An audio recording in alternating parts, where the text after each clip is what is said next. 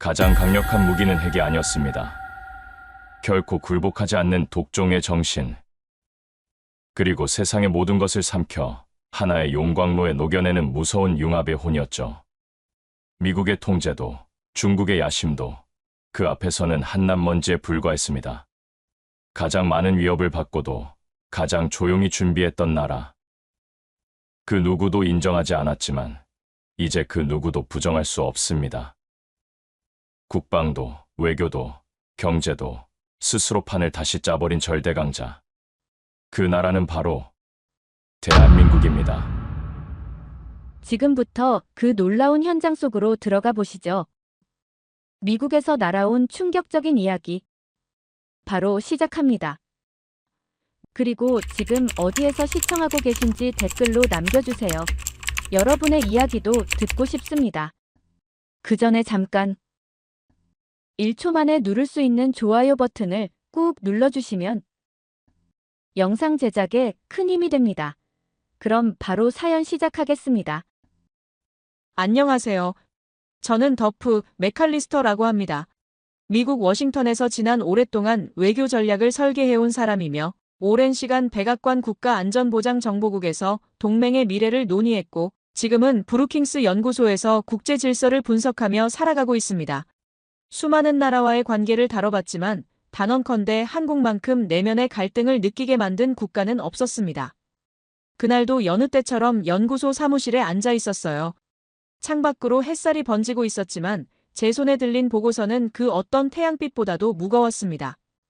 재선에 성공한 강경 보수 정권이 동맹국들을 상대로 펼치고 있는 일련의 압박 전략을 정리한 자료였는데 그 중에서도 유독 눈에 들어온 단어가 있었습니다.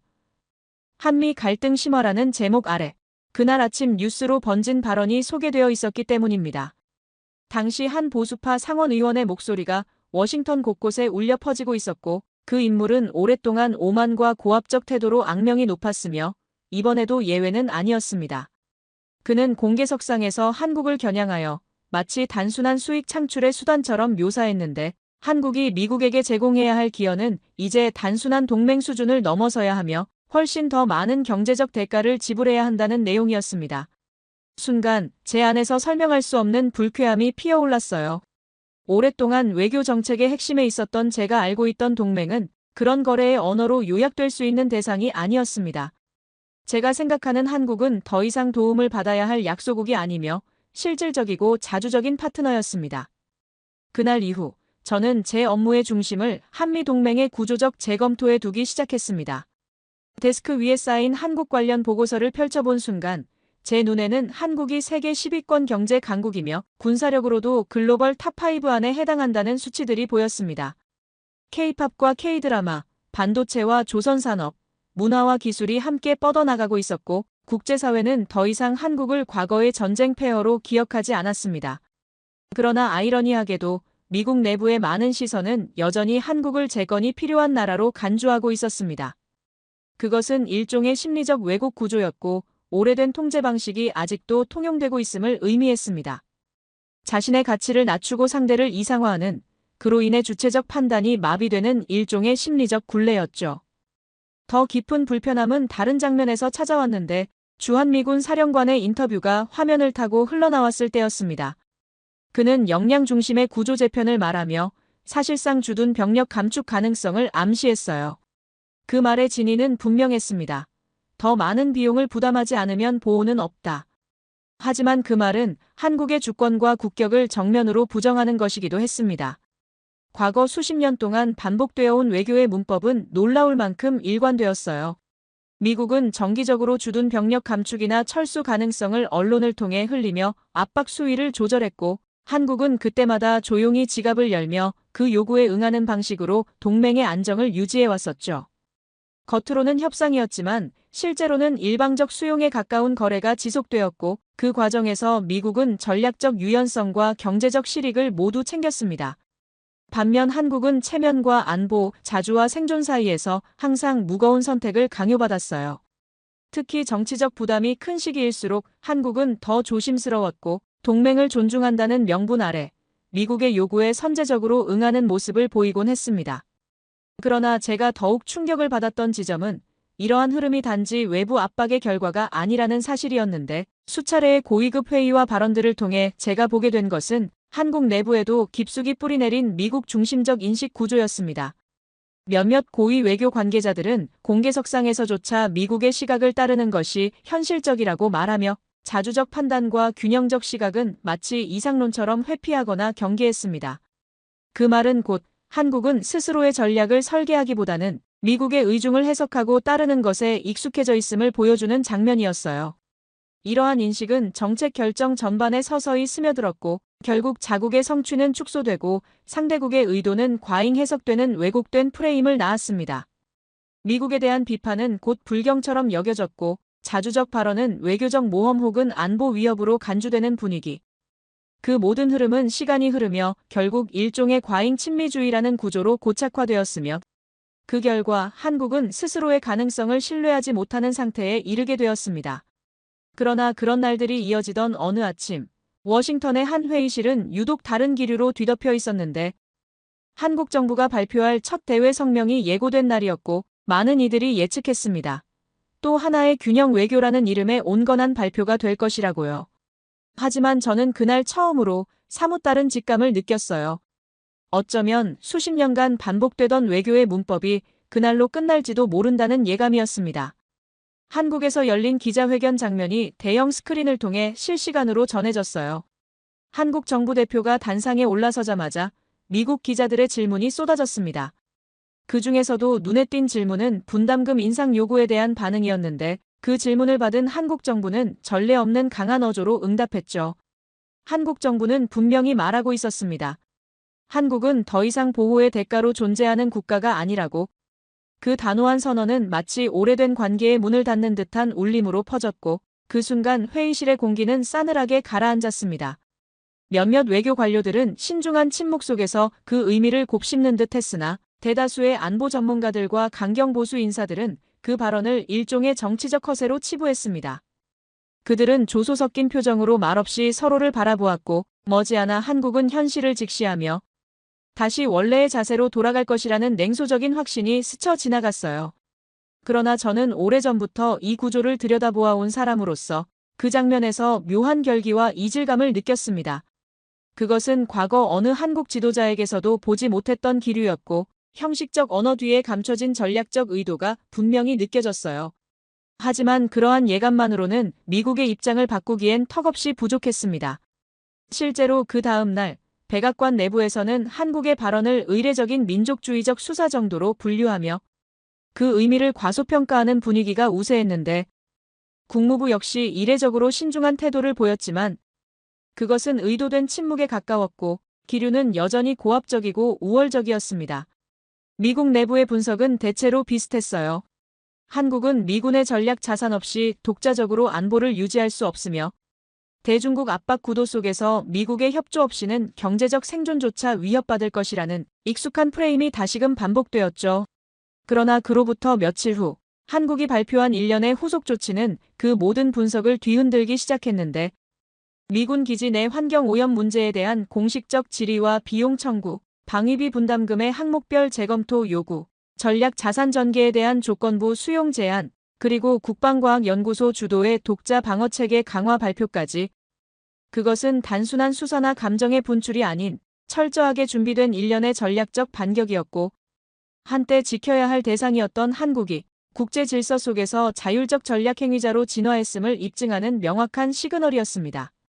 이 지점에서 저는 비로소 확신에 가까운 깨달음을 얻게 되었습니다. 이제 한국은 더 이상 외부의 요구에 반사적으로 움직이는 국가가 아니며 전략을 설계하고 질서를 조정하며 때로는 동맹을 견제할 줄 아는 당당한 주체가 되었다는 사실이었습니다. 그날 이후 저는 그 변화를 보다 깊이 이해하기 위해 과거의 외교 네트워크를 통해 극비 분석 자료를 확보하기로 마음먹었습니다.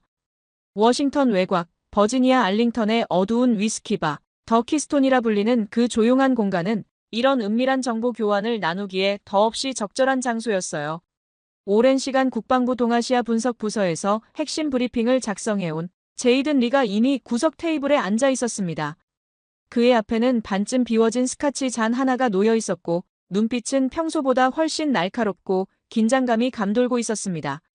제이든이 주변을 살핀 후 조심스럽게 검은색 태블릿을 테이블 위에 올려놓았는데 화면에는 빨간색으로 극비라는 문구가 깜빡이고 있었어요. 프로젝트 키메라라는 제목이 눈에 들어왔습니다. 이게 무엇인지 궁금해 죽을 지경이었어요. 제이든이 화면을 터치하자 충격적인 시뮬레이션 결과가 나타났습니다. 주한미군이 완전 철수했을 때의 동아시아 전력 균형을 분석한 극비 자료였고 결과는 정말 상상을 초월했습니다. 미국의 태평양 전략이 완전히 붕괴되는 모습이 빨간색으로 표시되어 있었어요. 반면 한국은 놀랍게도 독자적인 방어 시스템으로 완벽하게 영토를 보호하고 있었습니다. 파란색으로 표시된 한국의 방어망은 흠집 하나 없이 견고했어요. 이게 정말 현실적인 분석 결과라는 게 믿어지지 않았습니다. 제이든이 더욱 놀라운 정보를 공개했는데 한국의 인공지능 통합방어 시스템 천지에 대한 분석 자료였습니다. 이 시스템의 성능은 미군의 예상을 완전히 뛰어넘었어요. 실시간 위협 탐지, 자동 대응, 다층 방어망까지 모든 것이 완벽하게 설계되어 있었습니다. 더욱 충격적인 건 한국 방산업체들의 무기 수출 현황이었는데 폴란드, 사우디아라비아, 호주까지 전통적인 미국 무기 수출 대상국들이 줄줄이 한국산 무기를 선택하고 있었습니다. KF-21 전투기, 천무 다연장 로켓, 현무미사일 시스템이 글로벌 시장을 휩쓸고 있었어요. 제이든이 마지막으로 보여준 자료는 정말 소름 끼쳤습니다. 보고서에 따르면 한국의 방산 기술이 이미 미국을 위협하는 수준에 도달했다는 분석이었어요. 특히 인공지능 기반 자율 무기 시스템 분야에서는 한국이 미국을 앞서고 있다고 평가했습니다. 제이든이 조용히 말했어요. 우리의 철수 위협은 더 이상 유효한 카드가 아니라고, 오히려 우리가 더 곤란해질 상황이라고 했습니다. 한국 없는 동아시아 전략은 완전한 허상이었다는 게 펜타곤 내부의 공식 결론이었어요. 저는 그 순간 온몸에 전율이 흘렀습니다. 지난 20년간 제가 믿어온 모든 전제가 완전히 틀렸다는 걸 깨달았어요. 한국은 더 이상 보호받아야 할 약소국이 아니었습니다. 오히려 미국이 의존해야 할 전략적 파트너로 성장해 있었어요. 태블릿 화면을 보면서 저는 말문이 막혔습니다. 한국의 방어 능력은 이미 미군의 지원 없이도 완벽했어요.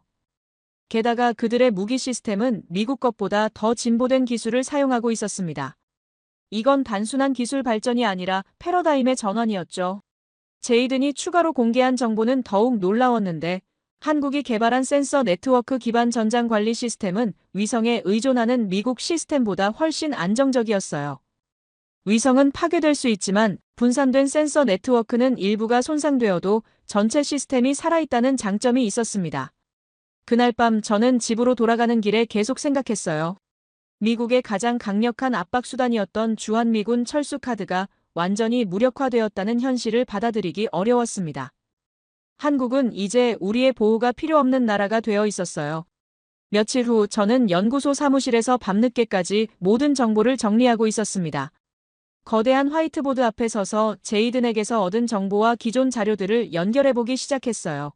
뭔가 큰 그림이 보이기 시작했습니다. 저는 화이트보드에 3개의 큰 원을 그렸어요. 첫 번째는 K경제, 두 번째는 K외교, 세 번째는 K방산이라고 적었습니다. 그리고 각각의 원안에 관련 정보들을 하나씩 채워넣기 시작했어요. K경제 섹션에는 현대자동차의 놀라운 행보를 적었습니다. 트럼프의 관세 폭탄에도 불구하고 가격을 동결했을 뿐만 아니라 조지아주에 10조 원을 투자한다고 발표했어요. 이건 단순한 비즈니스 결정이 아니라 전략적 선택이었습니다. K외교 섹션에는 한국 정부의 보호비 약소국 아니다 선언을 중심으로 한국의 외교적 변화를 정리했어요.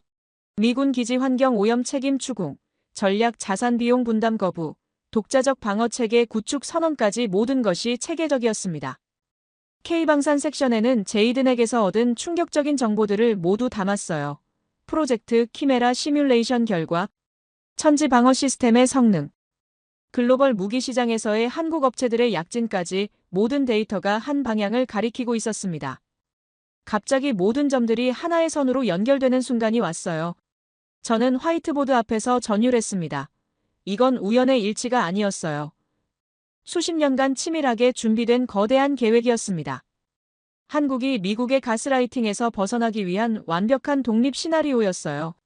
그 순간 제 휴대폰에 동생 데이비드로부터 문자가 왔는데 GM 공장 자리에 현대차가 와서 완전히 살아났다는 내용이었어요. 사람들이 한국 기업 이야기만 한다고 했습니다. 이것마저도 우연이 아니었어요. 저는 의자에 주저앉으며 깨달았습니다. 한국은 단순히 반응하거나 대응한 게 아니라 판 자체를 완전히 새롭게 설계했다는 걸 말이에요. 경제적으로는 미국 시장의 핵심 파트너가 되고, 외교적으로는 대등한 관계를 요구하며 군사적으로는 독자적 역량을 완성한 거였습니다. 이 모든 것이 동시에 진행되었다는 건 우연이 아니었어요. 한국 정부와 기업, 군이 하나의 목표를 향해 수십 년간 준비해온 결과였습니다. 바로 미국과의 불평등한 관계에서 벗어나 진정한 독립을 이루겠다는 웅대한 비전이었어요. 저는 화이트보드를 바라보며 또 다른 충격적인 사실을 깨달았습니다. 한국이 이 모든 계획을 실행하면서도 미국과의 관계를 완전히 단절하지는 않았다는 점이었어요. 오히려 더 건강하고 대등한 파트너십을 제안하고 있었습니다. 현대차의 조지아 투자가 그 완벽한 예였는데, 관세로 위협받는 상황에서도 미국에 더 많은 투자를 하겠다고 선언한 건 적대가 아니라 상생의 메시지였습니다. 우리가 대등한 파트너로 인정해준다면 함께 성장하겠다는 제안이었어요. 저는 그제야 한국의 진정한 전략을 이해했습니다. 이들은 미국을 적으로 만들려는 게 아니라 가스라이팅 관계를 끝내고 정상적인 동맹을 만들려고 했던 거예요. 힘에 의한 지배가 아니고 상호 존중에 기반한 진정한 파트너십을 원했던 겁니다. 밤이 깊어가는 연구소에서 저는 마침내 모든 퍼즐이 맞춰지는 걸 느꼈어요. 한국은 이미 미국 없이도 살 수 있는 나라가 되어 있었고, 동시에 미국에게는 없어서는 안 될 파트너가 되어 있었습니다. 이보다 완벽한 협상 포지션이 있을까요? 그러나 트럼프 행정부의 압박은 여전히 거세었습니다. 주한미군 완전 철수 검토와 전방위 관세 폭탄이라는 이중 압박이 한국을 향해 날아오고 있었어요. 하지만 저는 이미 알고 있었습니다. 이런 위협이 더 이상 유효하지 않다는 사실을 말이에요. 오히려 한국이 어떻게 대응하는지 직접 확인해보고 싶어졌습니다. 저는 제 이론을 현장에서 직접 확인해보기로 결심했어요. 며칠 후 조지아로 향하는 비행기에 몸을 맡겼습니다. 현대자동차가 10조 원을 투자해 건설 중인 메가팩토리를 직접 보고 싶었기 때문이에요. 과연 한국 기업이 미국의 경제적 위협 앞에서 어떤 철학을 실현하고 있는지 궁금했습니다. 공항에서 렌터카를 빌려 공장으로 향하는 길은 정말 인상적이었어요. 불과 몇 년 전까지만 해도 황량했던 이 지역이 완전히 변모해 있었습니다. 새로 뚫린 도로, 현대적인 건물들, 활기찬 상점가까지 모든 것이 생기로 넘쳐났어요. 관세 위협 속에서도 한국이 미국에 더 깊이 뿌리내리고 있다는 증거였습니다. 현대차 공장에 도착했을 때 저는 눈을 의심했어요. 축구장 572개 크기의 거대한 부지에 펼쳐진 최첨단 시설은 그야말로 장관이었습니다. 이게 정말 외국 기업이 경제적 불확실성 속에서도 미국에 지은 공장인지 믿어지지 않았어요. 공장 견학 프로그램에 참여하면서 만난 미국인 노동자들의 이야기는 더욱 감동적이었는데, 전직 GM 노동자였던 마이클 톰슨이라는 중년 남성이 특히 인상 깊었어요. 마이클은 GM이 떠난 후 이 지역이 완전한 유령 도시가 되었다고 말했습니다. 마이클의 증언에 따르면 현대차가 오기 전까지 이 동네는 절망 그 자체였다고 해요. 일자리가 사라지고 상점들이 문을 닫으면서 젊은이들이 모두 떠났다고 했습니다. 하지만 현대차가 들어오면서 모든 것이 극적으로 바뀌었다고 강조했어요. 가장 놀라운 건 한국 기업의 경영 철학이었는데, 마이클은 현대차 경영진이 첫 미팅에서 단기적 이익보다 지역 사회와의 상생을 먼저 이야기했다고 전했어요. 처음에는 의심했지만 정말 그렇게 실천하고 있다고 감탄했습니다. 한국식 노사 관계는 정말 혁명적이었어요. 수직적 명령 체계가 아니라 수평적 소통을 중시했습니다. 노동자들의 의견을 적극 수렴하고 개선 아이디어에 대해서는 포상까지 해준다고 했어요. 이런 문화는 미국 제조업체에서는 보기 드문 일이었습니다. 지역사회에 대한 기여도 놀라웠는데, 현대차는 단순히 공장만 지은 게 아니라 지역 전체의 인프라를 개선했습니다. 도로 확장, 전력망 구축, 상하수도 시설 개선까지 모든 것을 지원했어요. 심지어 지역 학교에 장학금까지 제공하고 있었습니다.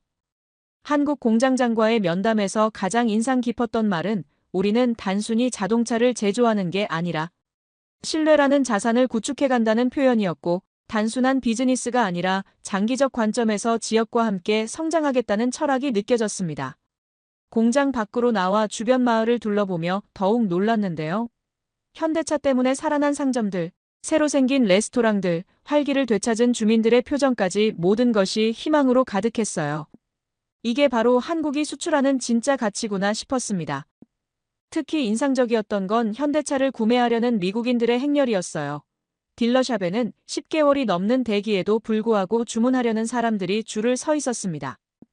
관세 위협 속에서도 한국차에 대한 신뢰는 흔들리지 않고 있었어요. 한 고객과 대화를 나눠보니 더욱 놀라웠습니다. 그 고객은 20년간 도요타만 타왔는데 이번에 처음으로 현대차를 선택했다고 했어요. 이유를 물어보니 품질은 더 좋아졌는데 가격은 더 합리적이라고 답했습니다. 무엇보다 현대차의 고객 서비스 철학에 감동받았다고 했어요. 10년 10만 마일 보증, 무료 정기 점검, 모바일 앱을 통한 실시간 서비스까지 모든 것이 고객 중심으로 설계되어 있었습니다. 이런 세심함이 미국 소비자들의 마음을 사로잡은 거였어요. 저녁에 집으로 돌아와 하루 종일 본 것들을 정리하면서 깨달았습니다.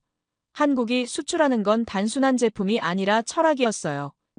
상생과 신뢰, 장기적 관점에서의 투자, 지역사회와의 동반 성장까지 모든 것이 한국만의 고유한 가치였습니다.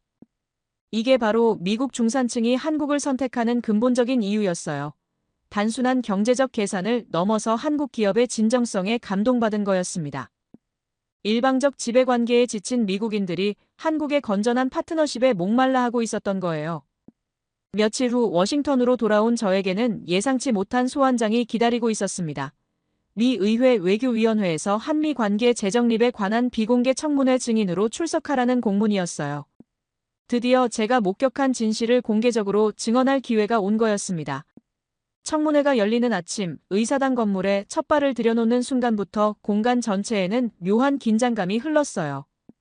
복도 곳곳에서 로비스트들이 분주히 움직였고 취재진의 셔터 소리는 마치 전투의 서막처럼 날카롭게 울려 퍼졌습니다.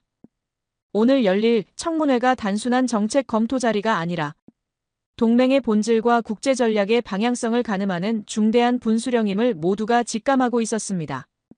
청문회장 안으로 들어서자 익숙한 얼굴이 시야에 들어왔어요. 브록 손웰 상원 의원이 위원석 한가운데 앉아 저를 응시하고 있었고 그 눈빛에는 이미 전투를 준비한 자의 기세가 서려 있었습니다. 그의 표정에는 오늘 청문회가 정치적 응징의 무대가 되어야 한다는 확고한 의도가 담겨 있었죠. 증인석에 앉아 선서를 마친 직후 손웰 의원은 지체 없이 공세를 개시했습니다. 그는 준비된 듯한 비난으로 저를 향해 동맹의 신뢰를 흔드는 자, 전략적 균형을 뒤흔드는 위험 인물이라 규정하며 최근의 제 발언과 보고서들을 한국의 선전과 동일시하는 방식으로 몰아붙였습니다. 그의 언어는 감정적이었고 심지어 미국의 위상을 약화시키는 행위라는 암시까지 곁들였습니다. 그러나 저는 예의와 절제를 잃지 않은 채 조용히 준비해온 자료를 펼쳤어요. 첫 번째로 제시한 것은 손웰 의원 본인의 과거 발언이었습니다. 몇 달 전 그가 공개적으로 언급한 한국은 현금 자동인출기라는 표현, 그 인식이 외교 전략에 어떤 왜곡을 불러오는지 조목조목 지적하며 정확한 데이터와 국제 질서의 흐름에 기반한 반론을 제시했습니다. 이어 제가 주도한 프로젝트 키메라의 전략 시뮬레이션 결과가 공개되자 청문회장의 공기가 눈에 띄게 달라졌습니다. 주한미군이 전면 철수하는 시나리오에서 미국의 인도태평양 전략이 입게 될 치명적 공백과 반면 한국이 독자 방어 역량을 통해 일정 수준의 안정성을 확보하는 결과가 명확히 드러나면서 의원들의 표정에 혼란과 침묵이 교차했습니다. 거기서 멈추지 않고 저는 조지아주에 위치한 현대차 공장의 고용 파급 효과를 분석한 자료를 꺼내들었는데 8,500개의 직접 일자리, 14,000개 이상의 연계 일자리, 지역 경제에 미친 총체적 영향. 이 모든 수치들은 한미 경제 관계가 단순한 시장 접근이나 투자 수준을 넘어 이미 전략적 파트너십의 모범으로 작동하고 있음을 명확히 보여주었습니다. 그러나 손웰 의원은 여전히 역사적 은혜라는 수사를 끌어와 과거의 서사를 반복했습니다. 이에 저는 단호하게 대응할 수밖에 없었어요. 한국은 더 이상 일방적 수혜의 대상이 아니라 국제사회에서 우리가 참고해야 할 새로운 전략의 표준이며 정책 파트너십의 방향성을 제시하는 선도 국가라고 명확히 못 박았습니다. 그리고 마지막으로 저는 청문회의 본질적 질문을 꺼내들었어요. 진정으로 국가의 이익에 반하는 행위는 무엇인가? 진짜 해악은 변화된 국제 환경을 직시하지 못한 채 과거의 권위와 오만에 사로잡혀 새로운 동맹 질서를 부정하는 것이라는 사실을 강조했습니다. 그것이야말로 정책적 고립주의의 함정이자 국가적 자기기만이라는 결론을 내렸는데, 제가 지적하고자 한 것은 특정 개인에 대한 비판이 아니라 지금 이 시대에 요구되는 외교 전략의 본질적 재정립이었습니다. 한국은 이제 미국이 일방적으로 규정할 수 있는 대상이 아니며 우리가 전략적 겸허함을 가지고 마주해야 할 미래의 방향을 가리키는 거울과도 같은 존재라는 것을, 그날 청문회는 그 점을 세상에 드러내는 상징적인 장면이 되었습니다. 그 이후 청문회장이 정적에 빠졌습니다. 손엘 의원은 반박할 말을 찾지 못하고 있었어요. 오랫동안 통용되던 낡은 논리가 과학적 데이터와 현실 앞에서 완전히 무너진 순간이었습니다. 청문회가 끝나고 나서 몇몇 의원들이 저에게 다가와 고개를 끄덕였어요. 드디어 누군가 현실을 직시했다며 조용히 인정했습니다. 워싱턴의 일부 엘리트들도 한국에 대한 잘못된 인식을 바꿔야 한다는 걸 깨닫고 있었어요. 하지만 그날 밤 집으로 돌아가는 길에 저는 착잡한 기분이었습니다. 미국 사회 곳곳에 한국의 영향력이 깊숙이 스며들어 있음을 확인했지만 정작 워싱턴의 정책 결정자들은 여전히 과거에 매몰되어 있었어요. 조지아주의 활기찬 변화, 미국 중산층의 한국차 선택, 첨단 기술 분야에서의 한국 기업 약진까지 모든 것이 한국의 위상 변화를 증명하고 있었습니다. 하지만 정부 차원의 인식 전환은 여전히 지지부진했어요. 앞으로 미국 정치권이 하루빨리 현실을 인정하고 한국을 진정한 파트너로 대우했으면 좋겠습니다. 더 이상 과거의 낡은 사고에 갇혀있지 말고 새로운 시대에 맞는 관계를 구축하기를 바랍니다. 제 이야기를 끝까지 들어주셔서 감사합니다. 모두 안녕히 계세요. 오늘의 사연 어떻게 들으셨나요? 하나의 나라가 외교와 안보, 경제까지 모든 영역에서 주도권을 쥐어가는 과정을 지켜보는 일은 결코 흔치 않은 경험입니다. 특히 그 나라가 한때는 국제 무대에서 단지 조용한 조력자나 수혜국으로만 인식되던 한국이었다는 점에서 더욱 놀랍습니다. 겉으로는 조용해 보였지만 그 속에는 얼마나 오랜 시간 쌓아온 준비와 결단이 있었는지를 느낄 수 있었습니다. 말보다 행동으로, 요구보다 전략으로, 감정보다 실력으로 입증해낸 이 이야기는 결국 단순한 국익이나 안보의 차원을 넘어 존중받는 국가가 되기 위한 여정이 아니었을까 싶습니다. 그리고 이 흐름은 이제 되돌릴 수 없는 시점에 도달해 있습니다. 세계는 이미 눈치채고 있죠. 대한민국이라는 이름이 이제는 단지 조연이 아닌 판을 짜는 주체로 변하고 있다는 걸 말입니다. 하지만 여전히 궁금한 점도 남습니다. 과연 이 변화는 어디까지 이어질까요? 진짜 동맹이란 무엇인지, 그리고 힘이 아닌 존중으로 맺어진 관계란 어떤 모습이어야 하는지 앞으로 우리 모두가 함께 지켜봐야 할 것 같습니다. 여러분의 생각을 아래 댓글에 남겨주세요. 이건 정말 충격적인 반전입니다. 인류 문명의 패러다임을 완전히 바꿀 위대한 발견, 세계 학계의 거장들이 숨죽이며 지켜보는 가운데 한 여성학자의 용기 있는 발표가 시작됐는데, 서양 언어학의 패권에 도전장을 내민 우리 한글의 위대함에 외국인들이 경악하고 있는데요. 글자가 무기가 된 순간 동아시아 역사는 달라졌다고 이야기합니다. 미국에서 날아온 놀라운 이야기 지금 시작합니다. 그 전에 잠깐 1초 만에 누를 수 있는 좋아요 버튼을 꾹 눌러주시면 영상 제작에 큰 힘이 됩니다. 그럼 바로 사연 시작하겠습니다. 안녕하세요. 제 이름은 루시 엘링슨이라고 합니다. 하버드 대학교 언어학과에서 10년 넘게 교수로 재직 중인데요. 제 인생이 완전히 바뀌게 된 이야기를 들려드릴게요. 항상 미국 교육 시스템이 세계 최고라고 굳게 믿으며 살아왔던 저에게 어느 날 갑자기 찾아온 충격적인 발견 때문이죠. 작년 겨울 워싱턴 의회 도서관에서 한국어 관련 연구 자료를 찾고 있었어요. 새 책 집필을 위해 동양 언어가 서양 교육에 미친 영향에 대해 조사하던 중이었는데, 사실 당시엔 중국어나 일본어에 더 관심이 많았습니다. 한국어는 그저 지나가는 챕터로만 다룰 생각이었죠. 그날 저녁 의회 도서관 아시아학 부서에서 오랜 친구 제시카가 흥분해서 전화를 걸어왔는데요. 루시, 당장 와봐야 해. 내가 믿기 힘들 자료를 찾았어. 제시카는 대학 시절부터 절친한 친구로 지금은 의회 도서관에서 아시아 자료 담당 아키비스트로 일하고 있었죠.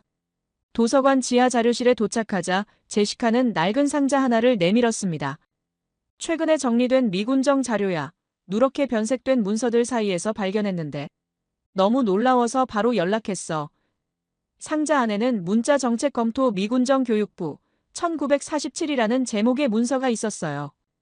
문서를 천천히 넘기면서 마지막 페이지에 도달했을 때 온몸에 전율이 흘렀습니다. 한글은 현존하는 모든 문자 체계 중 학습과 문맹 퇴치에 가장 효율적인 문자 체계로 판명됨. 그 순간 가슴이 쿵 내려앉는 느낌이었어요. 왠지 모를 불편함이 밀려왔는데 평생 믿어온 서구 중심적 교육관과 정면으로 충돌하는 문장이었거든요. 제시카에게 오류 같은 건 없냐고 목소리가 떨리는 것을 느끼며 물었어요. 제시카는 고개를 끄덕이며 완전히 확인했어. 이건 미군정 시절 한국에서 실시한 비밀 연구야. 한글, 영어, 중국어의 학습 효율성을 비교한 실험 결과가 담겨 있어. 그러면서 더 놀라운 이야기를 들려주었습니다. 이 보고서에 따르면 한글은 중국어보다 약 4배, 영어보다 약 3배 이상 빠르게 배울 수 있다는 실험 결과가 있었대요. 한글을 배운 학생들은 단 2주 만에 간단한 신문 기사의 상당 부분을 읽을 수 있었던 반면 영어와 중국어 그룹은 같은 시간 동안 기본 문자와 구조를 익히는 수준에 머물렀다고 합니다. 근데 왜 이런 중요한 연구가 70년 동안이나 묻혀 있었던 거지? 의아해하며 물었어요. 제시카는 잠시 주변을 살핀 후 작은 목소리로 이야기했어요. 보고서 마지막에 붙은 정책 메모를 봐. 그게 진짜 충격적이야. 손 떨리는 마음으로 마지막 페이지를 넘겼을 때 또 한 번 충격에 휩싸였는데 그곳에는 다음과 같은 내용이 적혀 있었어요. 미국의 영향력 확대를 위해 영어 교육을 우선시하고 점진적으로 한글과 영어 이중 언어 체계를 도입할 것. 한글의 우수성에 관한 연구 결과는 현 정책 방향과 충돌하므로 내부 참고용으로만 사용할 것. 창밖으로 보이는 워싱턴의 야경이 흐릿하게 보였어요. 머릿속은 혼란스러웠죠. 평생 확신했던 미국 교육의 우월성이란 신념이 흔들리기 시작했어요. 이런 중요한 연구가 단지 정치적 이유로 감춰져 왔다니 손에 든 문서가 무겁게 느껴졌고 마치 오래된 퍼즐에 숨겨진 조각을 발견한 것 같았습니다. 루시, 괜찮아? 제시카의 목소리에 정신을 차렸어요. 이 자료의 출처를 더 확인해야겠어. 더 깊이 파고들어야 할 것 같아. 저도 모르게 단호한 목소리가 나왔어요. 그날 밤 집으로 돌아가는 길에 계속 생각했어요. 이 발견이 제 연구와 인생을 어떻게 바꿔놓을지, 그리고 이 진실을 어떻게 더 찾아나가야 할지에 대해서요. 다음 날 아침 일찍 하버드 연구실로 향했습니다. 밤새 잠을 이루지 못했는데 머릿속에는 온통 그 문서와 한글에 대한 생각뿐이었거든요. 평소 같으면 아침에 마시는 커피 한 잔으로 하루를 시작했겠지만 그날은 다른 목적이 있었습니다. 미군정 문교부에 대한 더 자세한 정보가 필요했고 그 시절 문서를 다루었던 사람을 찾아야 했어요. 연구실에 도착해 컴퓨터를 켜고 한글 효율성 연구에 대한 모든 자료를 찾아보기 시작했는데 인터넷에서는 별다른 정보를 찾지 못했지만 전화번호부에 적혀있던 오래된 연락처 목록에서 가능성을 발견했어요. 워싱턴에 있는 교육부에서 아시아 교육정책팀장으로 일하고 있는 린지 타일러라는 이름이 눈에 들어왔습니다. 린지 타일러는 제가 몇 년 전 학술 컨퍼런스에서 만났던 사람으로 당시 미군정 문서에 관한 연구를 하고 있다고 언급했던 기억이 났어요. 망설임 없이 전화를 걸었는데 다행히 통화가 연결됐어요. 안녕하세요, 린지 팀장님. 하버드대학교 루시 엘링슨인데 혹시 기억하세요? 전화기 너머로 린지의 목소리가 들려왔어요. 물론이죠, 루시 교수님. 동아시아 언어 비교 연구로 유명하신 분이잖아요. 무슨 일로 연락하셨나요? 잠시 망설이다 솔직하게 말했습니다. 미군정 시절 한글 효율성 연구에 관한 문서를 발견했는데 이에 대해 더 알고 싶어서요. 전화선 너머로 긴 침묵이 이어졌어요. 어떻게 그 문서를 보셨죠? 린지의 목소리에 경계심이 느껴졌습니다. 의회 도서관에서 우연히 발견했어요. 정말 놀라운 내용이더라고요. 이 연구가 왜 공개되지 않았는지 궁금해요. 린지는 한숨을 내쉬더니 조용히 말했습니다. 그 연구요. 사실 저도 처음 발견했을 때 굉장히 놀랐어요. 하지만 지금은 그런 문서가 있었다는 사실조차 거의 잊혀진 상태죠. 린지의 말투에서 뭔가 숨기는 느낌이 들었어요. 혹시 시간 괜찮으시면 직접 만나서 이야기할 수 있을까요? 용기를 내어 물었어요. 다행히 린지는 만남에 동의했고 다음 날 워싱턴 교육부 건물 앞에서 만나기로 했습니다. 그날 저녁 늦게까지 한글에 관한 기본 정보를 찾아보면서 놀라운 사실들을 알게 됐어요. 한글은 세종대왕이라는 조선의 왕이 백성들의 문맹을 없애기 위해 만든 문자였고, 자음은 발음기관의 모양을, 모음은 하늘과 땅과 사람을 상징하도록 과학적으로 설계됐다는 점이 정말 인상적이었어요. 이후 궁금한 건 만나서 물어보기로 했죠. 다음 날 아침, 워싱턴 시내에 있는 교육부 건물 앞에 도착했어요.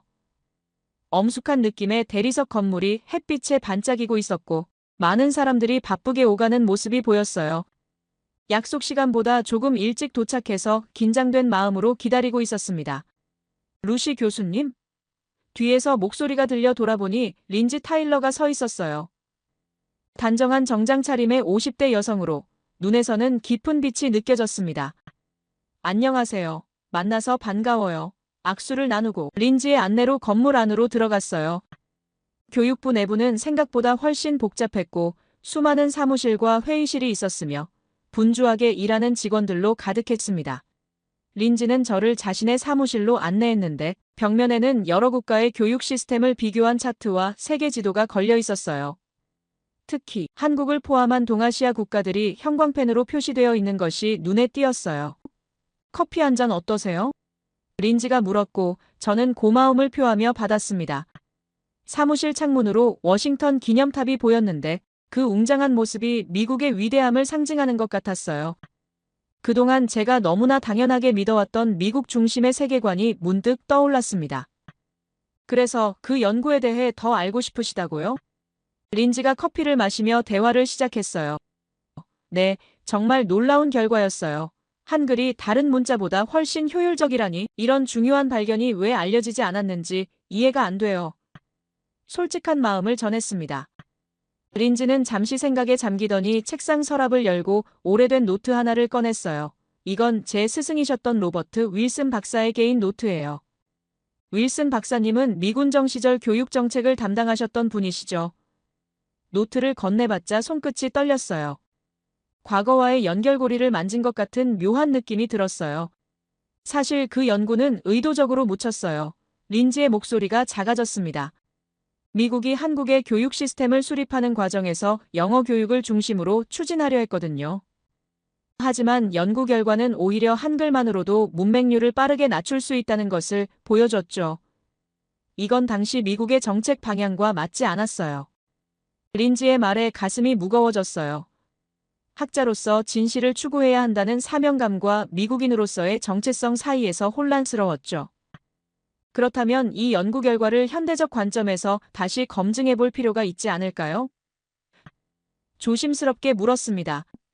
린지의 사무실을 나서는 길에 뜻밖의 만남이 있었는데요.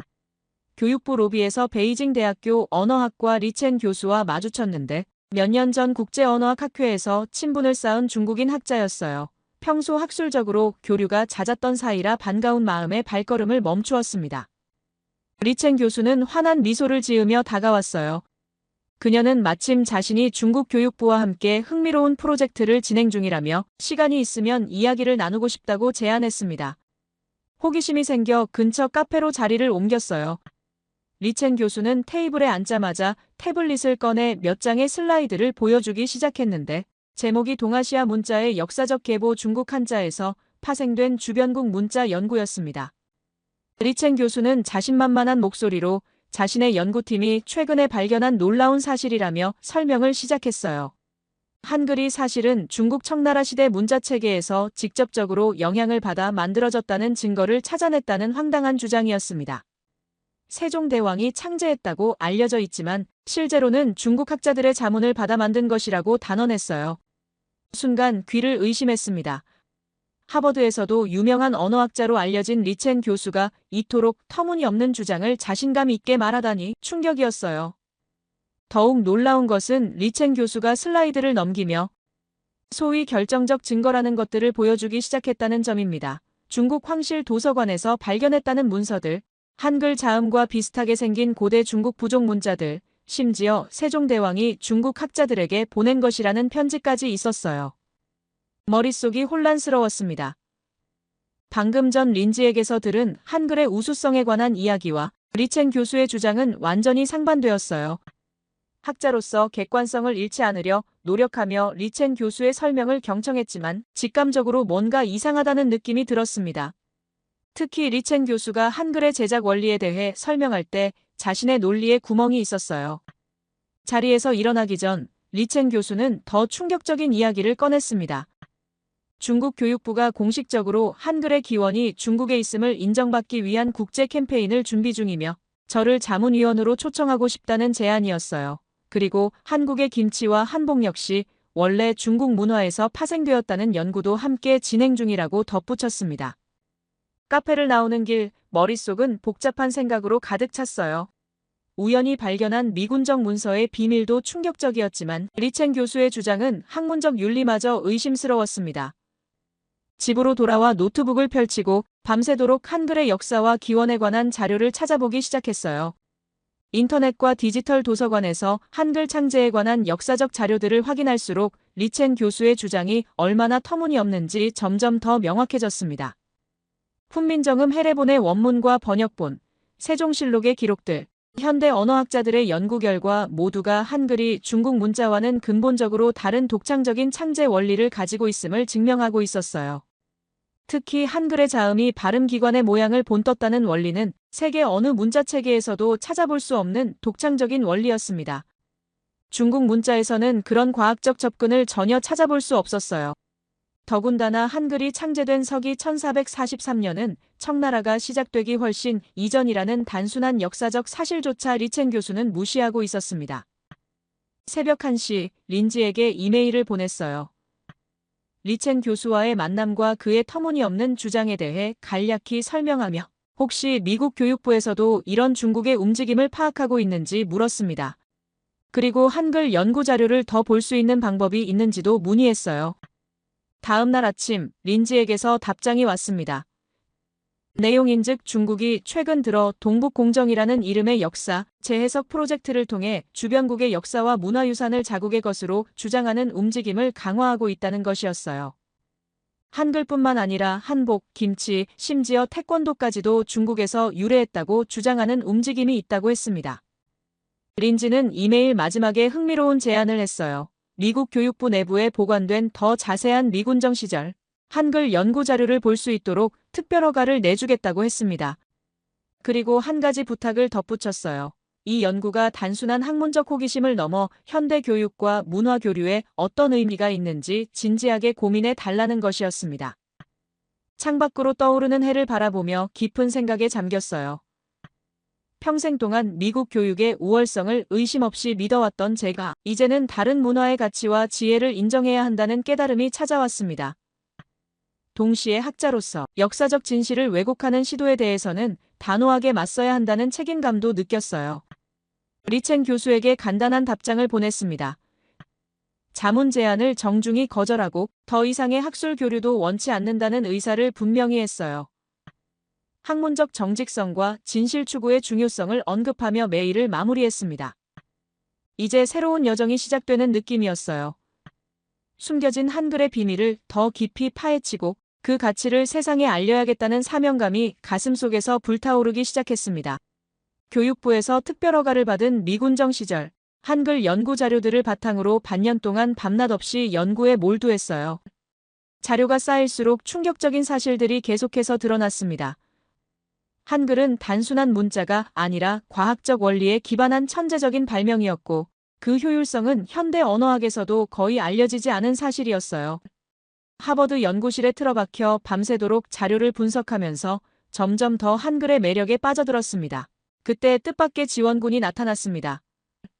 언어학과의 새로운 조교수 김리나 박사가 제 연구실을 찾아왔어요. 김리나 박사는 하버드에서 박사 학위를 받고 최근에 교수로 임용된 한국계 미국인이었습니다. 김리나 교수는 제 연구 소식을 듣고 깊은 인상을 받았다며 한글과 한국 문화에 대한 추가적인 통찰을 나누고 싶다고 했어요. 김리나 교수는 세종대왕 시대의 훈민정음 원본 해석을 보여주며 한글이 단순한 문자가 아니라 소리의 체계를 과학적으로 분석해 만든 음성학의 결정체임을 설명했습니다.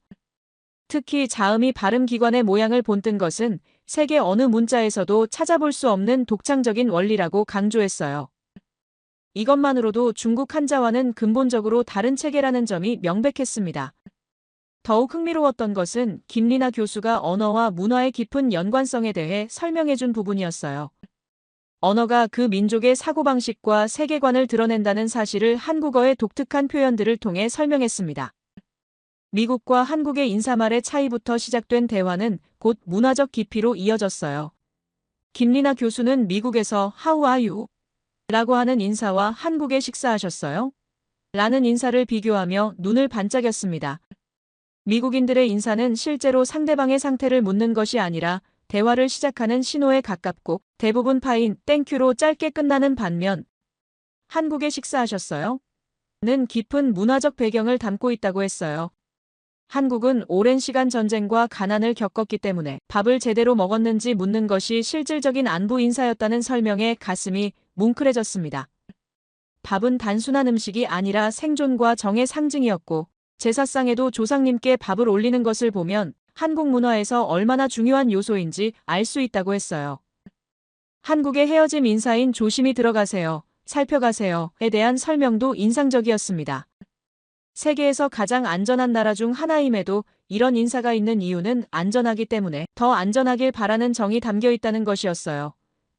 직접 바래다주지 못하는 미안함까지 담긴 표현이라니 언어에 이토록 정서가 깊이 스며들 수 있다는 사실이 놀라웠습니다. 괜찮아라는 한국어 표현의 다양한 쓰임새도 흥미로웠어요. 사과를 받아들일 때, 위로할 때, 제안을 거절할 때, 건강 상태를 묻는 말에 대답할 때까지 상황에 따라 의미가 달라지는 마법 같은 단어였습니다. 김리나 교수는 이 단어를 제대로 이해하려면 한국인의 정서와 문화를 깊이 공감해야 한다고 했어요. 천천히 해, 천천히 오세요라는 표현도 단순히 속도를 줄이라는 의미가 아니라 마음의 여유를 갖고 부담 없이 행동하라는 의미라고 설명했습니다. 빠른 속도를 중시하는 한국 사회에서 이런 말이 위로처럼 들린다는 것이 흥미로웠어요. 미국의 노프레셔와 비슷하지만 문화적 맥락이 완전히 다르다는 것도 새롭게 알게 됐습니다. 가장 놀라웠던 것은 밥 한번 먹자라는 표현이었어요. 한국에서 이 말은 실제로 식사 약속을 잡자는 의미를 더불어 관계를 계속 유지하자는 의미도 담고 있다는 설명에 미소가 지어졌습니다. 바쁜 현대 사회에서 진정한 만남은 쉽지 않지만 그래도 서로의 관계를 소중히 여긴다는 마음이 담긴 표현이라고 했어요. 김리나 교수와의 대화를 통해 언어는 단순한 의사소통 도구를 넘어 한 민족의 역사와 정서, 가치관을 담고 있다는 사실을 깨달았습니다.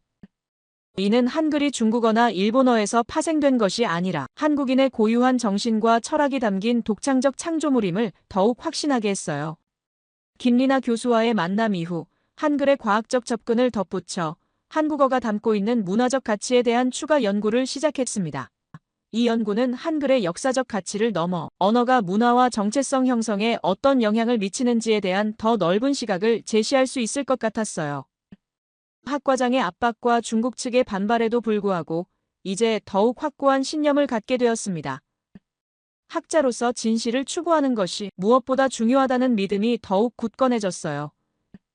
김리나 교수와 함께 한글의 문화적, 언어학적 가치를 더 깊이 탐구하는 공동 연구를 시작하기로 했습니다.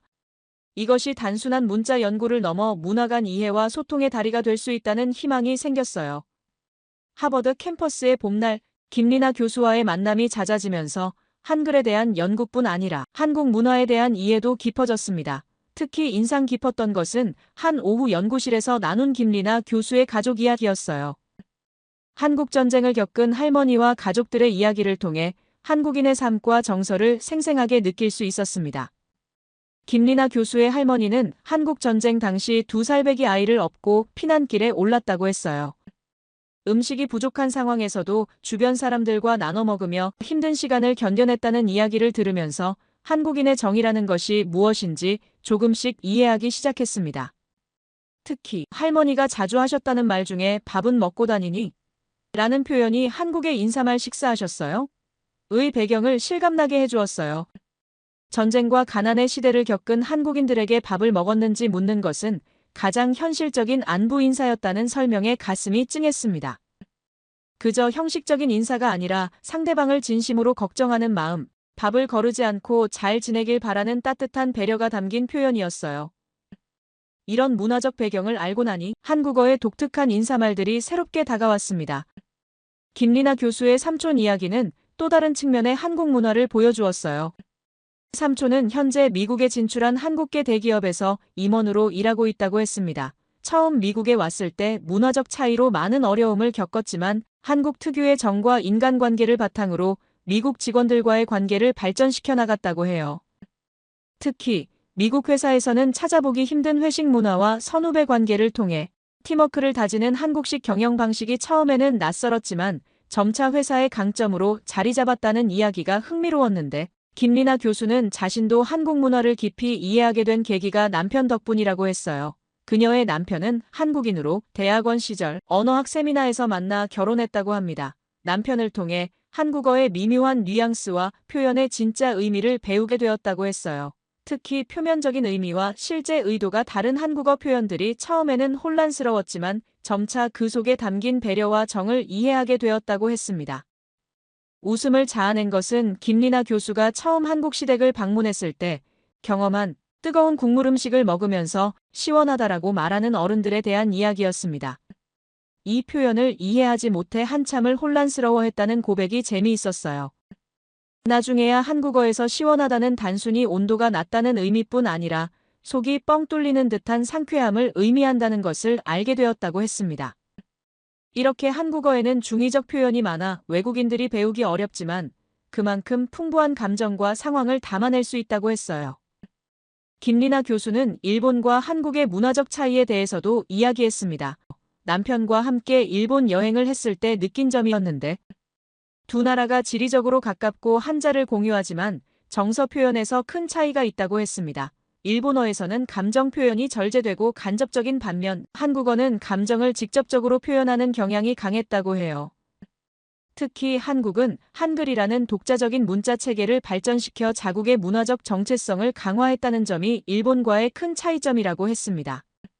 마지막으로 김리나 교수가 들려준 이야기 중 인상 깊었던 것은 남편으로부터 전해 들은 한국인의 파이팅 문화에 대한 것이었습니다.